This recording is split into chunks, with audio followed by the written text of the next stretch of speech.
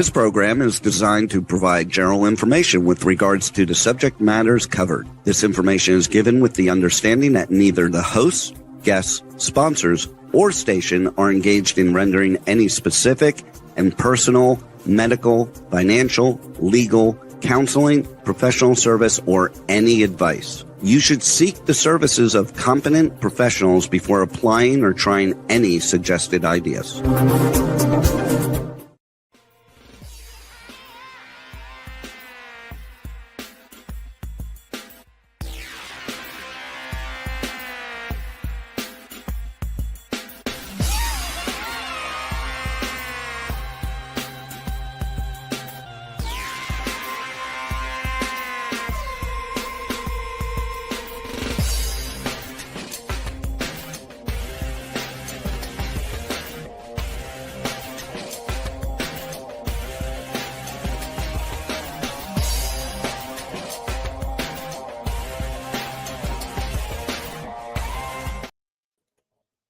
Hey there, it's Brian Sebastian, movie reviews and more. And if it's Tuesday, always give to your favorite charities for one. Dreamweaver Artist Ranch, always subscribe to the arts, the world of Drum Bugle Corps, those people that made things happen. This is Brian Sebastian, movie reviews and more, and we're streaming on over 100 outlets right now around the world. This is show number 158 live in a row. We're keeping our streak going. And obviously streaming on iTube 247 out of Franklin, Tennessee, Woman on TV. .tv and the Women's Broadcasting Channel, which is now www World TV Network. And the good thing about this, I've been waiting for this show for a long time, and I pushed it once because I wanted to make sure that everybody could get on, for one. I wanted to make sure it was close to Drum Corps season, for two. I wanted to make sure that I got a chance to briefly talk to everybody, for three. I had to make sure I could get rid of all of my hosts, minus Carol, because they don't miss shows. Now, you can see how crowded we are on this, for one. Now, if we had our regular host on, 4 more people, there'd be no room. So I said, take the night off. And they go, why? Because they hate missing shows. I said, it's all about Drum Corps. And they go, okay, do we have to? Can't we come on? I'm like, there's no room. So the whole thing about this, we got to thank our man Mo Clark, because Mo put me in contact with Elmo and a couple other people. We got to thank all of these people. And I want to start first with Carol. Carol, introduce yourself, because Carol didn't have to be on the show. She wanted to be on the show, and she knows how much I love the World of Drum Corps activities and the World Drum Corps. Go ahead, Carol. Tell them who you are. That's right. I'm Carol Register. I'm the creator of the Neuro Wealth Method, and I take women from 6 to 7 figures. I'm absolutely passionate about what I do. This is a time in history where we particularly love you guys who love us women and are holding us high and empowering us at this time in history, because great women deserve great wealth in order to make great impact, just like you guys. So I also co-host, in addition to movie reviews and more, the Unleashed and Unstoppable podcast. We talk about the neuroscience of leadership, health, and wealth. And I'm super excited to be here with you guys. I'm super excited to know about Drum Corps, the passion. I was a longtime gymnastics judge, high-level judge and clinician. It's in my family history, so I can definitely relate to all of the athleticism and the discipline and, you know, the camaraderie that you guys have applied in what you do. So I'm super excited to hear about it. And then, so, because I came from radio, we got to start off with the radio guys. So, Elmo, you put everybody together. We got to start with you. Tell them who you marched with, what state you're in, and what you're doing now. Go for it. Uh-oh, did Elmo freeze? We just got him back. Yep. All of us see the contact with. Uh-oh, he's freezing. He's lagging. Yeah. I did get Elmo. With Mo. Go ahead. Try again. He I sent them the link where get in contact with Mo Clark and sent them the link where he can watch this as well. But Elmo James, I've been in the media for maybe about too many years to count. I've been in Drum Corps, pretty much all my life, off and on. I love the activity. I don't like where the activity is now, and that's what we're here to talk about. Edward Dalton, go ahead. VIPs, Drum and Bugle Corps, Washington, D.C. I started with the Boys Club, Washington, D.C. Boys Club #2. Get the book, y'all, please. My involvement in Drum Corps happened through the fact that I joined the band in junior high school, and Boys Club was right down the street from us, and they like to show off their group and attracted some of the musicians from the band. I was one of them. So what's the age? What's the age that you started, and what did you play? Let's see. I was junior high school, so 7th grade. How old are you in the 7th grade? I don't know anymore. Shoot, I'm 70. 11, yeah, something like that. I'm 73 now, so it was that many years ago. I should add too that my neighborhood didn't offer much to me. When I went to school, I opened my doors in the morning, and it was almost an effort for me to make that distance from 6th and M Street to 1st and Pierce. But when I latched on to the Boys Club Drum and Bugle Corps, a whole nother world opened up to me. And that's what it's about. Yeah, that's cool. That's Harold Barber, not Carol. Harold Barber. Go ahead. Yeah, I started at 9 years old at the church Glockenspiel Drum Corps. I played cymbals, and then my junior high school teacher, he started the Cadets, and we had the Carter Cadet Drum and Bugle Corps members came in, taught us. I transitioned. I marched with them for 1 year in '69. They folded. And then I joined St. Rita's Brassman Drum and Bugle Corps, and I finished out my drum corps career with the New York Skyliners. How many years did you march, Harold? How many years total? Oh my God, long time, bro. Come on, give us a number. This is important. All right, so we're talking on the field from 1969. Last on the field, 2001, I believe. Ooh, how many years is that, Harold?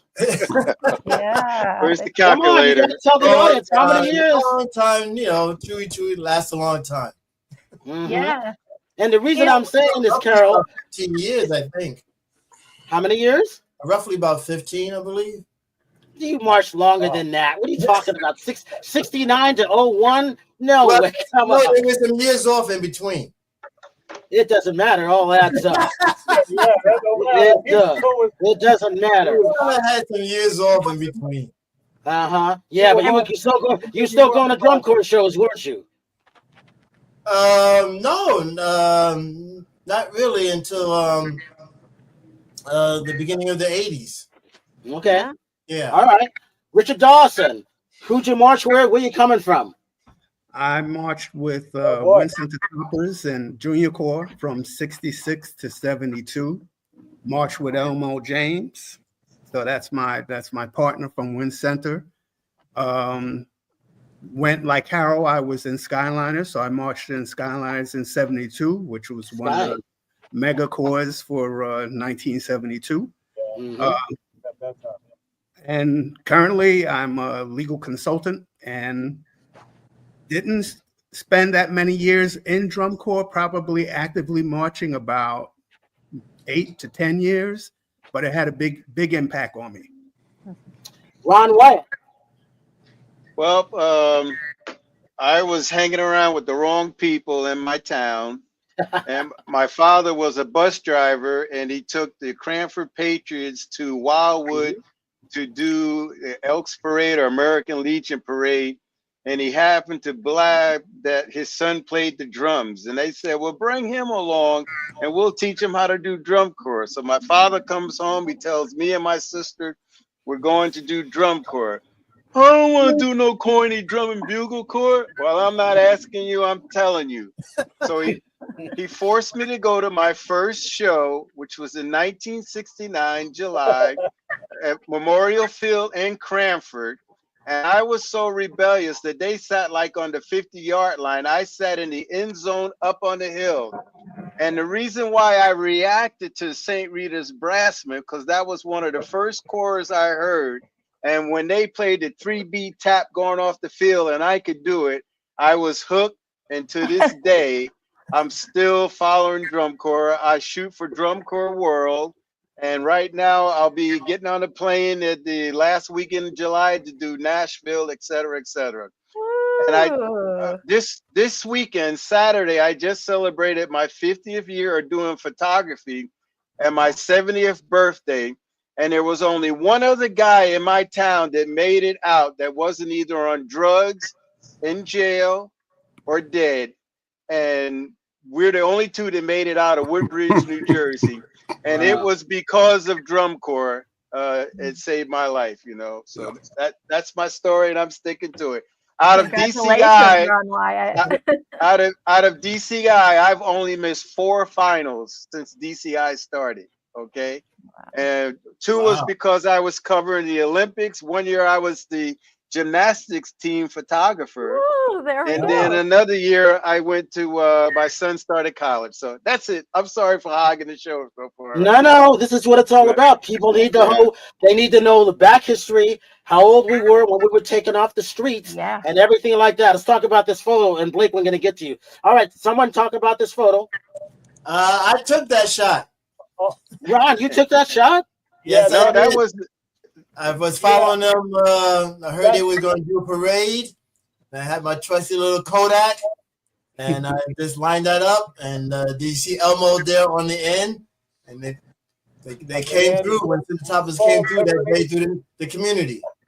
Okay, so see that small timpani? I carried that small timpani, and I was very, very small. And I just remember in a parade like this, because Carol, we had to march in parades. We were forced to march in parades.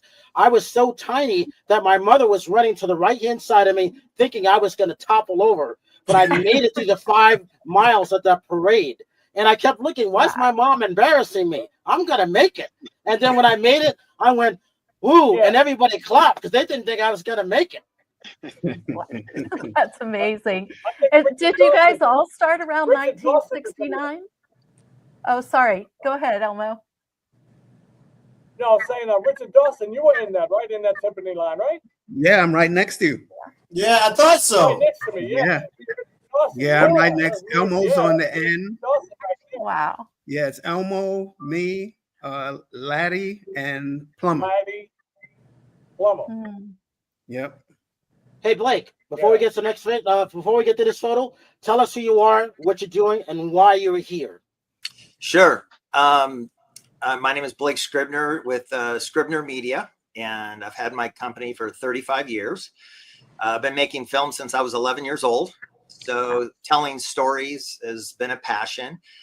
Fast forward about a year ago, I got a call from Elmo and say, hey, I've got an idea. And so he started introducing me to Drum Corps. And like any good onion, the more you peel it, the more interesting it becomes. Mm-hmm. And it started out as, let's do a documentary, a short story documentary, then an hour, then let's do a feature documentary. And as we were going through this, as we were exploring more and more, it ends up that it looks like it's going to be an 8-part docuseries is what we're looking at this point. Yep. And I'm humbled by the stories and that, the whole Drum Corps. I'm a musician myself, but I had no idea that Drum Corps even existed. I didn't understand the history of it until I started to, look of its origins. And the fact that I was able to converse with these gentlemen, and even though they unify around Drum Corps, they all come at it from a different perspective, which is amazing in different communities. And so, this is one thing where the music truly unified the community. So I'm humbled and honored, and I'm just here to listen. And anytime you'd like me to expand on what we're doing, I'll feel free to share that with you. But thank you for inviting me. And again, thank you. I am super, super humble. Now, the reason why this is important, and again, I got to thank Mo Clark, because Mo, we've never met in person, but he marched in 27 Lancers from Revere, Mass. Half of our corps went to 27th.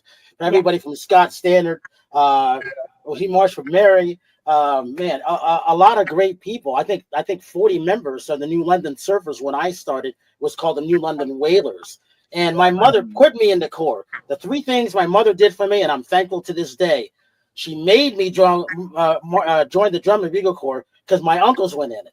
I wanted to, but I was too shy to say, can I do this? So thank you, Mom, for making me do that, because until this day, I'm a Drum Corps nut. And the reason why I have the Drum Corps nut Instagram, because I saw a badge way, way back in the 70s and said, I'm going to use that one day. And that one day, I grabbed it. The black guy grabbed it. What does that tell you? Nobody else has that. And then the band director, John McTavish, I went to a mixed school, all white high school when I joined the New London Surfers from 1974. And that which was their best year. And it was one of those things where certain people from around would join it. And it was great. Then he goes, Brian, you came with no recommendation from the school. We didn't even know you were coming to an all-white school. And I told them what to do. The drums were tilted. No, we're straightening these things up. We're going to play Santa Clara Vanguard. We're going to do a little bit of Bridgewind. We're going to do a little bit of 27th Lancers. And at that point, and then since their colors were maroon and gold, Ron, the Cadets colors, we looked like the Cadets. So that's my band director let me, the black guy in an all-white high school, do my thing. The second thing my mom did, move us to the mixed school, to an all-white school to have that better education. And at that one point, we started winning. Now, if I had known what these kids were thinking, I wouldn't have done it. They're like, who's this black guy coming in telling us white kids what to do? But the band director knew I was in drum corps. He goes, Brian, make us better. We need to win. They were good, but they weren't good enough. And by the time I graduated, in only 2 years, we won states. We won everything. And to this day, Brian, a lot of us are friends. That's right. Still doing it. And you know what? And Harold knows this. That's our street beat was from Bobby Craig. Bobby Craig marched at Blessed Sack. When he was teaching Polish Falcon Cadets in 1974, he was also teaching New London Surfers. So at the moments in it, Bobby's there. Oh, we got a parade to do. We don't have a street beat. Street beat, not a cadence. I still call it a street beat. And Bobby gave us the Polish Falcon Cadets. I used that street beat right up until 1982. They started calling it BS for Brian Sebastian. I said, no, I didn't do this. Bobby Craig did it. I said, but they all liked it. So imagine this. We all saw, if you had a good street like the CMCC Warriors, had that great drum beat, and people were dancing on the street, a lot of black people, because they could feel the rhythm. And white people like nodding their heads like this. They knew it was good. You knew you had some of us have rhythm. Some of us do. Well, Carol, you do have rhythm. Yeah, that's why I like you. Yeah. Can I tell you a quick story about Bobby Craig? Go ahead, Ron. Well, so I was in the Cranford Patriots. Then I went to the Polish Falcon Cadets. And Bobby Craig was our instructor, and boy, oh boy, was he the toughest person to try to teach you to be the best drum line. And we were really, really a good drum line, but I couldn't stand him. It was never good enough. So every year I would quit. And then around March, April, I'd come and see the corps practice. All right, what's open? I want to come back. And I couldn't stand Bobby so much that I named one of my kids after him. One of my kids is Nicholas B. Alexander Wyatt. All right. Wow. Just because he taught me how to perfect, and as a photographer to this day, the same technique of wanting to make it the best it possibly could be was what I learned from Bobby Craig. And like I said, every year I couldn't take him anymore, but then I had to name one of my kids after him. So that's my story. So here's my Bobby Craig story. Remember, Bobby used to hit us in the knuckles back in the day. Remember getting hit? So my knuckles, these are from Bobby Craig. Wow. That in martial arts. So, I got to, but Bobby started it before I got into martial arts. But till this day, I thank Bobby Craig for being in it. And Carol, he was a black instructor. We didn't have black instructors. He came from New Jersey, and Anybody remember Thomas Brown, who marched with Bless the Sacrament with Yes, Bobby? I marched with Tom Brown. Yep, I Wow. marched with him. Tom And then ended he up went to being Santa Clara. Exactly. My favorite number is number 7. Where did I get it from? Santa Clara Vanguard. Oh, Wow. okay. Hey, Brian, I was looking, Harold wrote an article for Black History Month as a historian and a school teacher. That was a great article. And you mentioned some of these drum corps, groups, the names of them, and you were referring to some really prominent people back in the day. Do you remember some of those guys that you mentioned in that article you wrote? Yes, we were just talking about that earlier this evening. I wrote the one for Drum Corps World in 2006, and then Mike Boo, I think he marched in the Cavaliers. He reached out to me. He wanted me to do something for Black History Month for DCI, their website and everything. But most of my early instructors were from Carter Cadets. One guy, his name was William Allen. They called him Chicken. I guess we feel like chicken. And he taught us. And I remember him when we fooled around. He would just have us play a drum roll until he looked at the clock and said, "Okay, we're gonna drum this roll for the next 45 minutes." And we didn't. Oh, yeah, okay. And, and there was no stopping it. If anybody broke during the roll, we would have to start all over again. Oh, wow. And then I met with Danny Jones, another African American snare drum from Carter's, and he took me to another level. Wow. Yeah, it was a great article, Brian. I thought that was really cool for bringing out the history, and highlighting that. Let's talk about this photo. That's a Mo Knox. Yeah, that's the great Mo Knox. That's Wynn Center again. That's Wynn Center, I think, in 1968. That was Wynn Center. Yeah. And 68. oh yeah. I mean, when you look at this, you just those heavy drums, and anybody who had timpani with no legs on it, your back starts hurting automatically. And those cymbals, you had to flip those cymbals, you had to twist them because that was the big thing. But man, those were the days. And if for the people, the audience that doesn't know, Drum Bugle Corps came out of the military, VFW. Everything like that, going way, way back to the Civil War for people that don't know. And then Ron, we got some photos of you that we showed. I've grabbed a bunch of them up to the day now, and I thought was cool. I thought this is cool because this is what you see today. Why'd you take this photo? Because I thought it was great. Yeah. No, I like to do behind the scenes when I'm covering DCI, and I would go before shows or go to their camps or go to practice fields. And this gentleman was one of the instructors, and he's bringing some equipment. I'm pretty sure he was from the Blue Coats, and the Blue Coats drum line. When they warm up, the drum instructor puts a drum set up, and he practices and rehearses and warms up the drum line while playing the drum set. And that's an assistant instructor that's rolling this to their spot where they're going to do their warm-ups.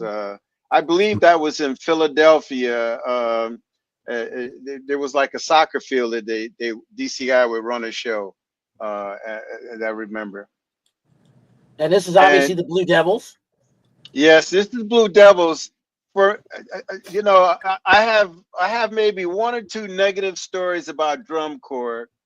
And one of the negative stories that I don't really like a certain person that leads the field when it comes to photography. I've shot NFL, Major League Baseball, 2 Summer Olympic Games, and this particular gentleman always gives me a hard time when I come to photograph a show.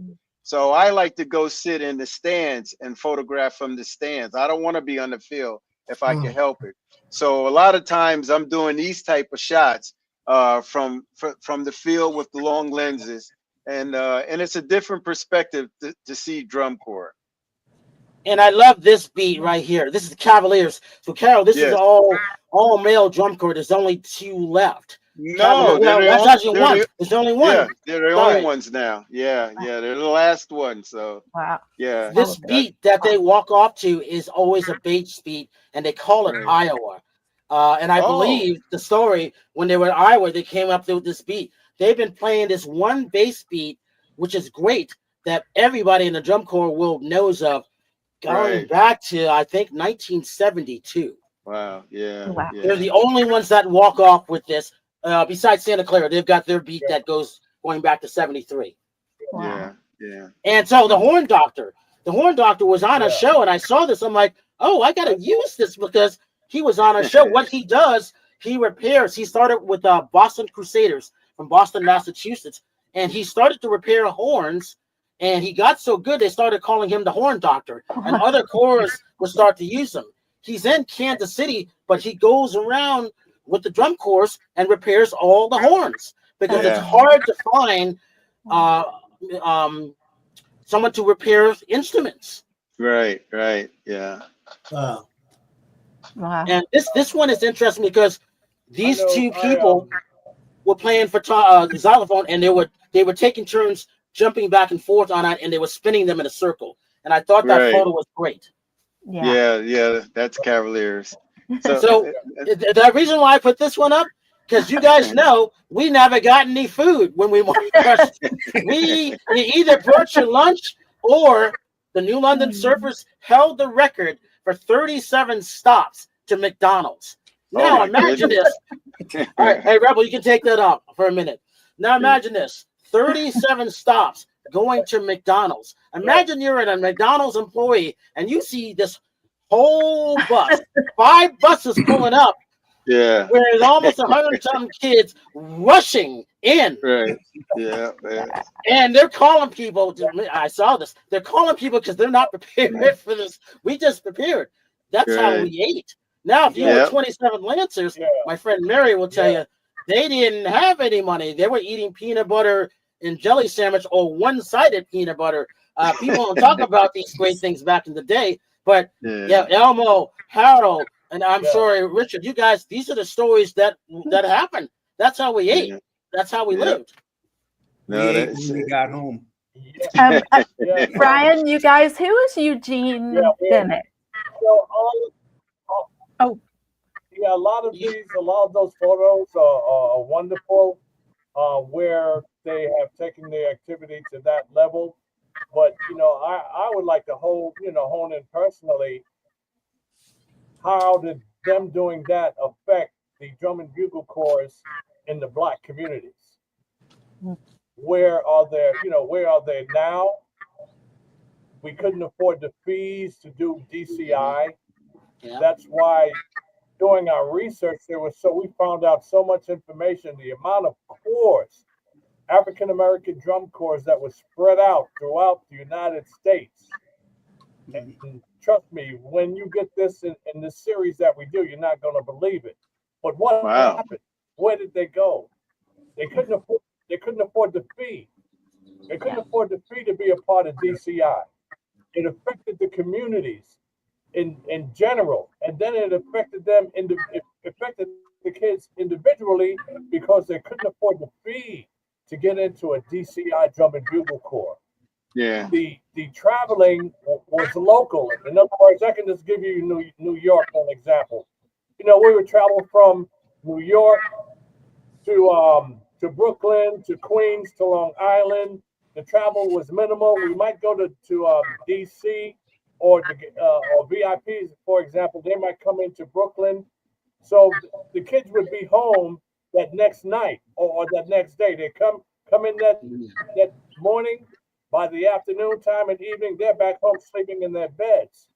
And right now, the kids in the community, especially in the inner city communities, don't have that luxury anymore. And that's why we're doing this documentary to find out what the hell happened. Why did this activity just totally get taken out of the Black communities where it belonged, where it started to prosper? And if you can find one, Harold, I think we didn't find one, did we? No. Wow. Yeah, it was all a wrap for New York City drum corps, in the 70s. The only ones that lasted long was had the Lancers, New York Lancers. They made it into the 80s, and Warriors made it into the 80s. I think by early 90s, it was a wrap. Yeah, when you look at a city like New York, just in Brooklyn, you had Wynn Center, Carter Cadets, Riversiders. You had and smaller corps that may not have been on a competitive level, but now there's nothing because it is cost prohibitive. You certainly can't join DCI because, as Elmo said, the kids can't afford the fees that you have to pay, which I believe runs into the thousands of dollars to. Last year, I talked to some a family for the Blue Coats and Blue Devils. It's costing between $5,000 and $7,000 a year to march. And then if you live in New York and you want to be in the Blue Devils, then you got to fly out once a month for practice. Okay. And so it is really, really, really bad. And I just started, I'm not really making it a race issue, but I just started watching. Some of the corps are starting to put things on YouTube now. And I'm not seeing a lot of black musicians in a lot of the drum corps right now. And it's like, for me, I hear older people complain that drum corps isn't the way it was in the 70s, but that's not how I look at drum corps. I look at drum corps because it saved my life. It made me the person I am today. So I don't care about the new way they play and that they don't do the march like we used to, and they do all the things they do now. But I just wish more people in my situation from the city could join, because it is a life-changing experience, and it's made me who I am today. And that's the one part I regret. I think even DCI is in trouble now because it's so expensive. To pay for insurance to travel for the drum corps is astronomical, the figures, and that's the sad part about it. Yeah. DCI is DCI Drum Corps International. Is that what it is? Yes. But I think drum corps has to get back to the ground level, back to starting parade corps. And if you want to set up a circuit like we had when we were in drum corps in the local cities and the local communities, every drum corps does not have to be DCI. It is cost prohibitive, and I actually think that I appreciate DCI corps, but it could be a waste of money. The money could be spent wisely and have more of an impact, and have the impact that Ron is talking about. Well, Richard, this begs the question for me. Who's talking? This begs the question for me, Richard, just feeding off of what you just said, is we had VFW, we had American Legion, we had CYO, we had, I just pointed this book out to you here, the Boys Club of America. Where did they go? What happened to them? I can tell you what happened. It's the same thing when I was asked to join the Beverly Hills Friars Club in the early 90s. They had no minorities. Anybody remember Fred the Hammer Williamson? He was the first one in, a black guy who real estate. And I was just, think of this, Butch from the original Little Rascals, Tommy Butch Bond, and everybody remember, oh God, my good friend, he was in It's a Mad, Mad, Mad, Mad World. Oh, he had a show in the 50s. I can't believe I can't remember his name. Well, Rochester? Who? Not Rochester. No. It'll come to me, but he brought him in to that. And the reason he said, Brian, the reason we want you to come in because our members are older, whiter, and they're aging and they're dying off. We don't have anybody to replace them with. And this is in 1991 or 92, they said that to me. And I said, oh, I'll join in. And when I got in there, I was like, oh, this is interesting. They didn't have anybody to replace the aging members. And they didn't know how to do that. And the reason why DCI is in trouble, it's the same thing. And so for me being in Hollywood, I see this in the movie world, why people aren't going to the theaters or why things aren't being replaced. I talked to Carol about these things at a film festival. I say film festivals are dead because they're not getting it. When I'm the only person there who's a movie critic or the person of color there covering, say, a white film festival, even though I don't look at it like that, that's not good. Great for me, more access for me, but that's not what I want. I want to be able to share this with other people. That's why, and Carol knows when I'm putting up the content, it's all the content that I had. That's what happened because CYO in Boston was one of the best shows there. American, VFW. I loved going to AI was something American Legion or something in Butler, Pennsylvania, I think it was. Right. That's how we got a chance to travel to all those shows. And I remember those things like that is important. Can it be done, Richard? I believe it can, on what you're talking about. Elmo, are you on the right track? I believe you are when you're talking about that. Blake, I think it's a great thing that you're doing these things. Harold, my hat goes off to you for marching and teaching all those years. Ron, I really celebrate you because I didn't know you were a black photographer out there shooting. We met by accident on a Zoom call with one of our friends. We had no idea.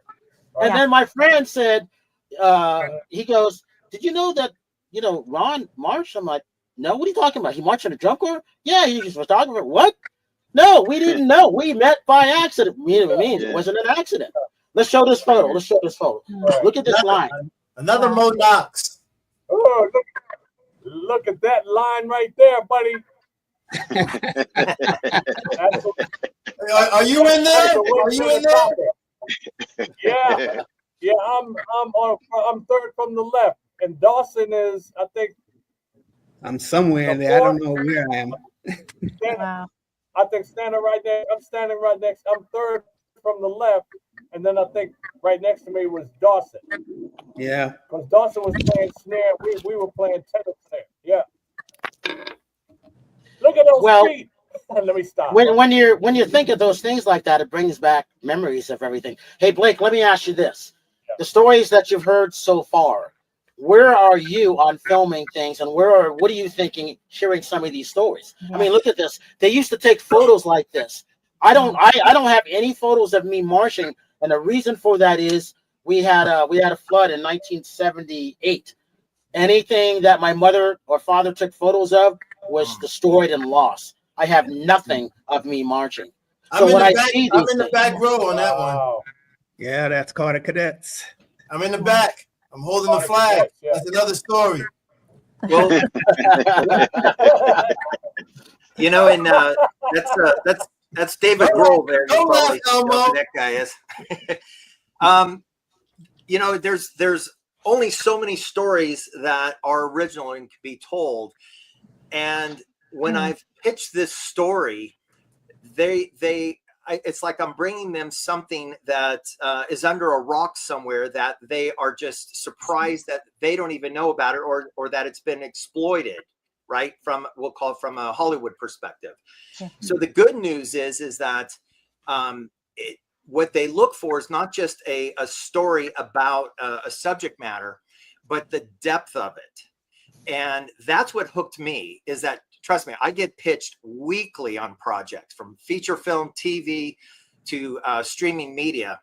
And I like I said, I'm very humbled in the position I'm at in my life. But this story had so much depth that it had me to go back and to do tons of research as well. And of course, I wake up the next day and these guys are bombarding me with, link to this and a link to that. And hey, I found this and this group. And the beauty of it is that where we're at is that we now have several parties that are looking to do what's called co-pros, financing. And it's just a matter of, not taking just any money, because then you have different, demands on the project. And the idea is to keep the story, which is really the essence of this, and I'm trying to preserve that at the same time. And again, I feel like I'm just kind of a beacon that is going into the lion's den that is trying to say, this is worthy enough. And this is one of those projects. It's not so much that it's going to be making millions of dollars. We want it to make money. But the more important thing, if I was to leave you with one idea, is that if we could truly, within an 8-part series, 8 hours worth, and there's way more than that from each of these gentlemen, that we leave a legacy. And you breached and I'll leave with this thought, is that you said, what happened? And that is the number one question I get when I'm down there. It's like, well, okay, it must be doing strong nowadays. And they want to know what the catalyst was, right? You think of all the pressures on the community at that time through the 60s into the early 70s. Yeah. And that is what we want to explore. And all of these men, I know it's changed all their lives. It was, something that was bigger than themselves that they can attach themselves to. And that to me is magical. You don't run into those kind of stories. Those are almost like what fairy tales are made of. And like I said, is that we have to, the people that are interested in this, is we want to make sure that they're interested for the right reason, and that they will leverage this and get this out there. Because not only is it just telling a story, it's also educating the next series of kids that come up that are playing, that they don't just go into one type of music or rap or bands or maybe just listening to music, but now they've got a way out. And that to me is and again, it's these communities, if we can just ignite that spark and say, this is the way to do it. And it does take money, right? I mean, everyone says, it takes thousands of dollars to do this, but if we can get the right partners behind this, which I believe we are so far, that we can bring this to fruition. So we'll have offices in New York, we'll have offices in LA, and then we're just going to open the floodgates. And I'm sure, we'll have lots and lots of stories and people. And then I won't go into so much how we're going to organize it, but it will be from an historical perspective. And as we hit each decade and each of those, we're going to go and peel each of those onions. So the good news is there are interested parties, that people are interested in this, and that they see that there's a lot of depth. And the number one thing is, they didn't even know it existed. I didn't even know it existed. And that is the rarity of this. So I just feel super blessed. All right, everybody. We got a couple minutes left. Carol, I know you got one question, and then we're going to have everybody end up with the social media links so people can reach out to everybody. Go ahead, Carol. Yeah. So, when you look at the history of this and what Blake was just saying, I would love to know, where each of you are perhaps have the potential to stretch even further in your involvement. And that may be asking a lot. But I look at the writing that you've done, now the storytelling through film that's being done, the photography and the radio. Are there ways that you're able to volunteer to help ignite this passion, this fire under these young men and women who are, this is available to them, this is available to support their lives and to bring a benefit that you guys have described today? Carol, I have a relatable. I have a relatable story, if I may. Go ahead. Go ahead. John Brazali was inducted into the DCI Hall of Fame. Okay. And he did it with what's the name of the group with the guys with the pith helmets? We talked about it the other day, Blake. What, Phantom Regiment? Phantom Regiment. Thank you. Thank you, Al. He was the instructor, or the color guard instructor for them. Wow. But he spent 8 years with the VIP women, the group. Wow. That won 3 state titles. Wow. But he when he went up to Wisconsin, the girls kind of followed him, as they went to schools that was around where John did his thing. And it just seemed that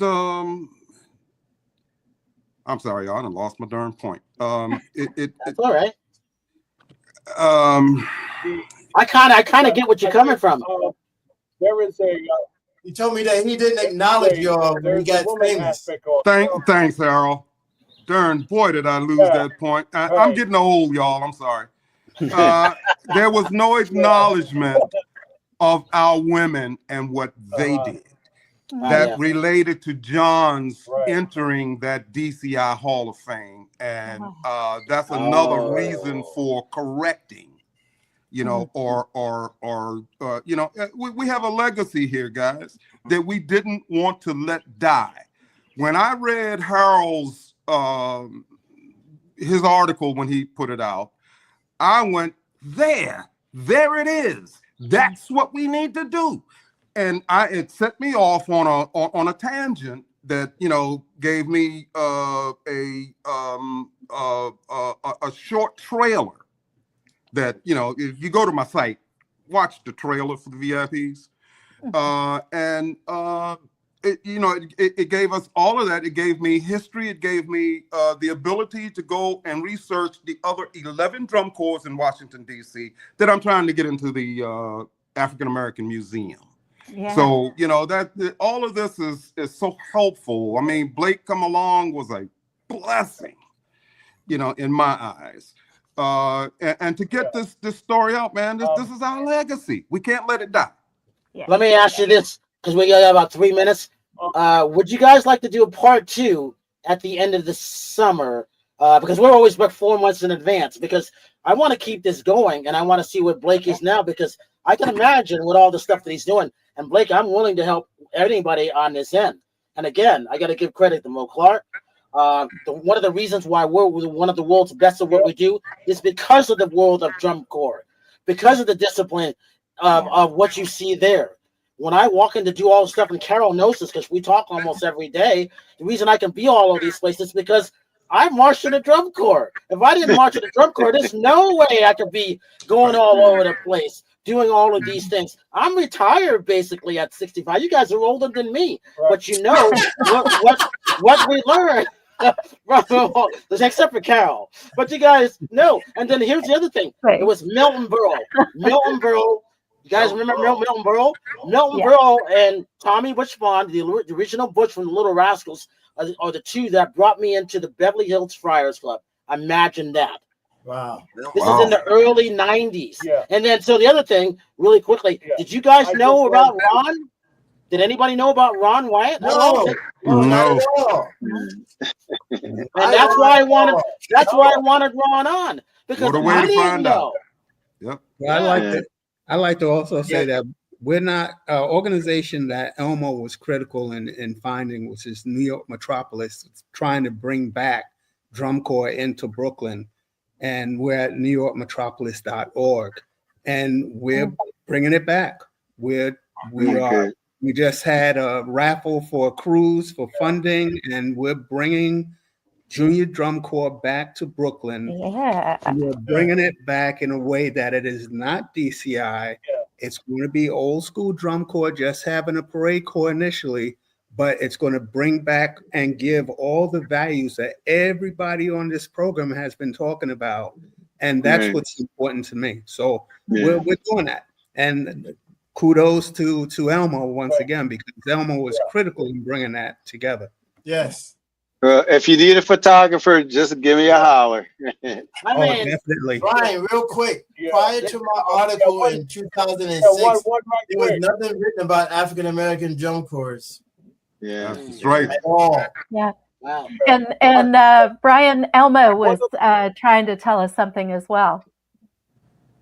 Elmo, you got 60 seconds. One quick thing. Go ahead. Yeah, to tie into what Ed was saying, there was a woman-girl aspect to this thing, which was called the color guard, which we can tap on to the Winter Guard. I guess we can do that part too. Yeah, the Winter Guard and color guard that competed on the field and an individual, and also competitive Winter Guard. So I just wanted to tie that in. Also, our book. Well, let me see that. Go ahead. Yeah, that's a great book. I love that book. Book, Winston the Toppers. Right, it's available on Amazon. Books, you can pick it up.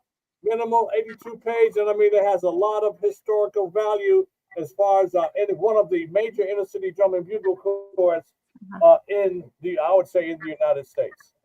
Wow. All right, everybody. I got to thank everybody. I will do a part 2 if you guys are open sometime near the end of October. And the reason it's October, because that's where we are. I only got 13 shows to book for the rest of the year, and that's it. So I got to thank everybody for coming on because it's about history. Thank you. This one, it's about history and thing. And Blake, thank you so much. Carol, thank you for being the non-member, but you know what it's like being in the world of gymnastics. Ron, thank you for those great photos that you took because they didn't know you. Harold, Okay. I'm glad we started some Zoom, interviews back with everybody else. Richard, honor and pleasure to meet you. Edward and Elmo, I'll be listening.